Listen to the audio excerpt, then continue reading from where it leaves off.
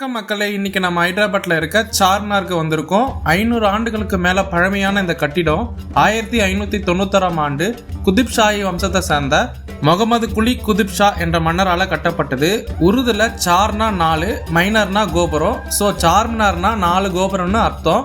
உயர்ந்த 4 கோபுரங்கள் கொண்ட இந்த சதுரமான கட்டிடம் கிரானைட் சுண்ணாம்பு கலவை கொண்டு கட்டப்பட்டது. இந்து இஸ்லாமிக் கட்டிட கலையை பேஸ் பண்ணி இந்த பில்டிங் கட்டப்பட்டிருக்கு. இந்த சார்மினாரை ஏன் கட்டினாங்கன்னு தெரிஞ்சிக்க கொஞ்சம் ஹைதராபாத் ஹிஸ்டரியை திரும்பி பார்ப்போம். பாபினி சுல்தான் கிட்ட அடிமையாக இருந்த இந்த குதுப் ஷாஹி வம்சம் 1512 ஆண்டு விடுதலை பெற்று கோல்கொண்டா ஃபோர்ட்ல இருந்து ஆட்சி புரிஞ்சிட்டு வந்தாங்க. 1580 1590 வந்த கடுமையான தண்ணீர் பஞ்சத்திலிருந்து வெளிவர கோல்கொண்டா கோட்டையை விட்டு வெளியே வந்து அப்போதைய குதுப் ஷாஹி வம்சத்தோட 5வது மன்னரான முகமது குலி குதுப் ஷா ஒரு புது நகரத்தை அமைக்கிறாரு. அந்த வகையில் 1591 ஆண்டு துறைமுக நகரமான மசிலிப்பட்டினத்திலிருந்து கோல்கொண்டாக்கு போற சாலை அமைக்கப்பட்ட நகரம் தான் ஹைதராபாத். அப்போ இருந்து ஹைதராபாத் ஒரு முக்கிய தொழில் நகரமா இருக்கு. முசி நதிக்கரையில் இருக்க இந்த சார்மினாரை கட்டினதுக்கு பல காரணங்கள் சொல்றாங்க. 1591 ஆண்டு பிளேக் நோய் ஒழிக்கப்பட்டதோட வெற்றி சின்னமா இது கட்டப்பட்டதா சொல்றாங்க.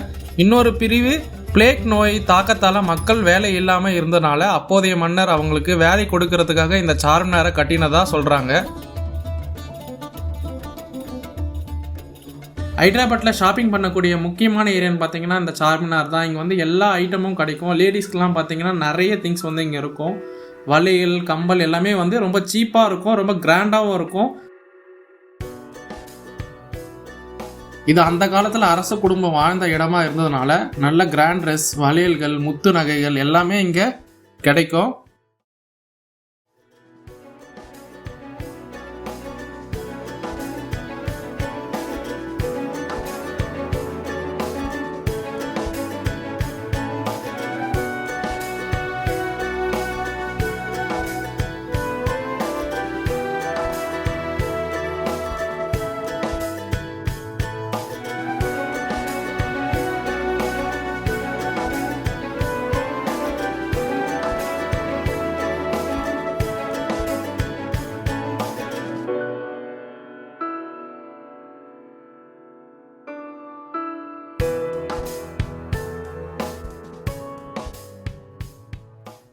அதே மாதிரி இங்கே வந்து ட்ரெஸ்ஸஸும் வந்து கிடைக்கும். ட்ரெஸ்ஸு வந்து ரொம்ப கிராண்ட் ட்ரெஸ்ஸஸ்லாம் நீங்கள் லைக் பண்ணுற மாதிரி இருந்தீங்கன்னா கண்டிப்பாக இங்கே வந்து வாங்கிக்கலாம். ரொம்ப சீப்பாக தான் இருக்கும். நம்ம வந்து பார்கெயின் பண்ணி வாங்குற மாதிரி தான் இருக்கும்.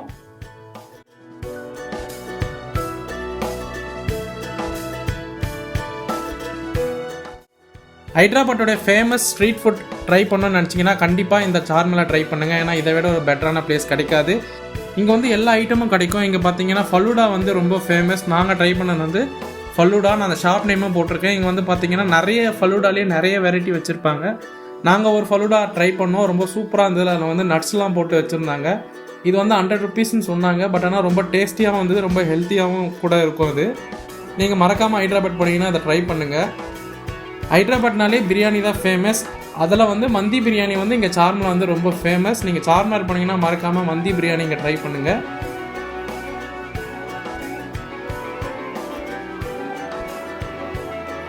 இந்தியாவோட ஃபேமஸ் கட்டிடங்களில் முக்கியமான ஒன்றான இருக்கு இந்த சார்மினார்.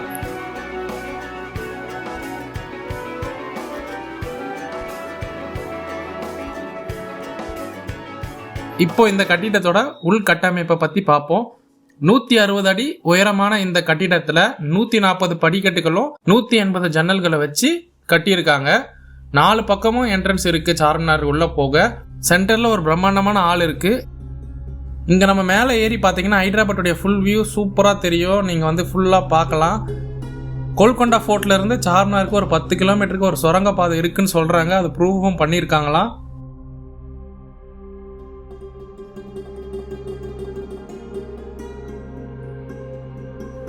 சார்மினார் உள்ள என்ட்ரி டிக்கெட் பார்த்தீங்கன்னா ஒருத்தருக்கு 25 ரூபாய். கேமராவுக்கு வந்து 25 ரூபாய் எக்ஸ்ட்ரா வாங்கணும். நாங்கள் போனது வந்து இண்டிபெண்டன்ஸ் டேனால இங்கே வந்து ஃபுல்லாக ஃப்ரீன்னு சொல்லிட்டாங்க. அதனால் அது ரொம்ப சூப்பராக இருந்தது.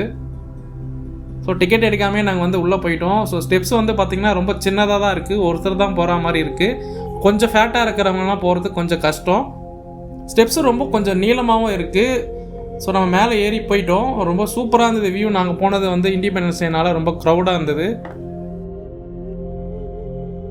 பில்டிங்கோட ஆர்கிடெக்சர்லாம் பார்க்கறதுக்கு ரொம்ப சூப்பராக இருந்தது, ரொம்ப அழகாக கட்டியிருக்காங்க அந்த காலத்திலேயே.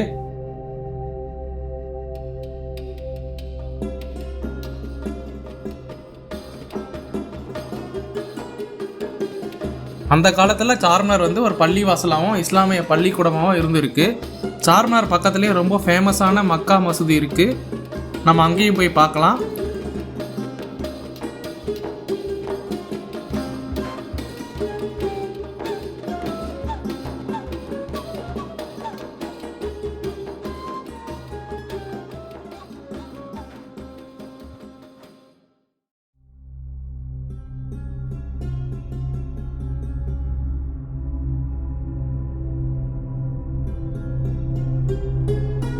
நிறைய பேர் வந்து இங்கே வந்து ஃபோட்டோஸ் எடுத்துகிட்டு போயிருந்தாங்க. நாங்கள் போனது வந்து இண்டிபெண்டன்ஸ் டேனால அங்கே வந்து ஃப்ளாக் வந்து ரேலி நடத்திருந்தாங்க. அதை பார்க்கறதுக்கு மேலேருந்து பார்க்கறதுக்கு ரொம்ப சூப்பராக இருந்தது.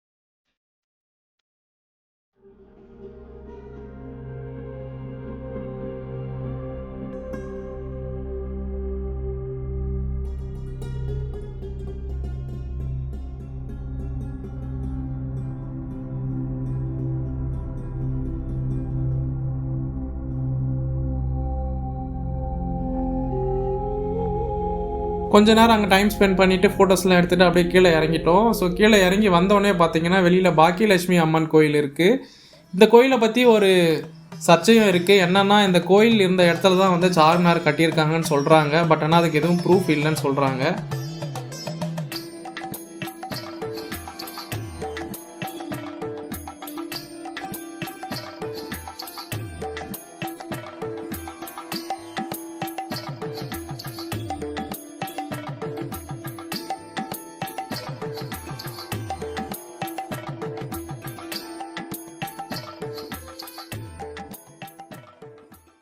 நம்ம அடுத்து வந்து மக்கா மசூதிக்கு போய் பார்க்கலாம். இது வந்து சார்மினார் பக்கத்துலேயே தான் இருக்குது, நம்ம போய் பார்க்கலாம் அது உள்ள.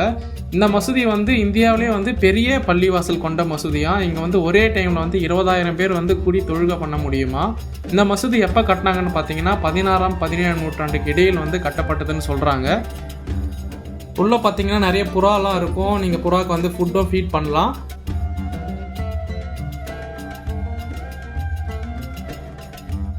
இந்த வீடியோ உங்களுக்கு பிடிச்சிருந்தனா மறக்காமல் நம்ம சேனலை சப்ஸ்கிரைப் பண்ணுங்கள், உங்கள் ஃப்ரெண்ட்ஸ்க்கு இந்த வீடியோ ஷேர் பண்ணுங்கள். ஹைதராபாத் பார்த்தீங்கன்னா ஃபுல் வீடியோ வந்து நம்ம சேனலில் வந்து இன்னும் சீக்கிரமாக நம்ம போட்டுருவோம். சரி, நீங்கள் மறக்காமல் பாருங்கள்.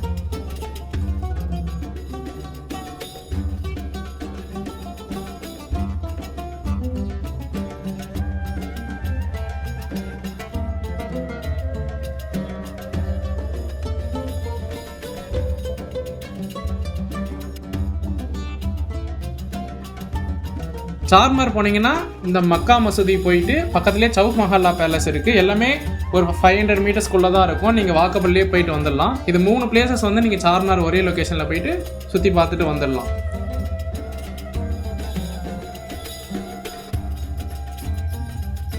குதுப்ஷாஹி வம்சத்தின் 5வது ஆட்சியாளரான முகமது குலி குதுப்ஷா தான் இதை வந்து கட்டினதாக சொல்கிறாங்க.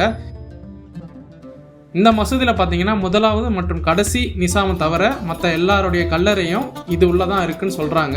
நம்ம வந்து போய் பார்க்கலாம் உள்ள.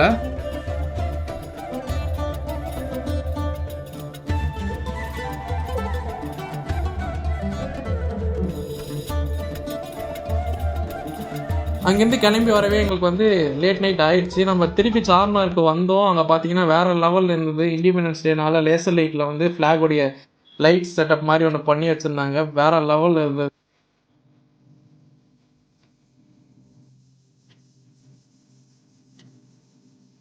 நைட்டுமே பார்த்தீங்கன்னா அந்த க்ரௌட் வந்து கலையவே இல்லை. ஏன்னா வந்துகிட்டே இருக்காங்க. ஏன்னா நைட் தான் வந்து ரொம்ப சூப்பராக இருக்குன்னு சொல்லியிருந்தாங்க சார்மினார்.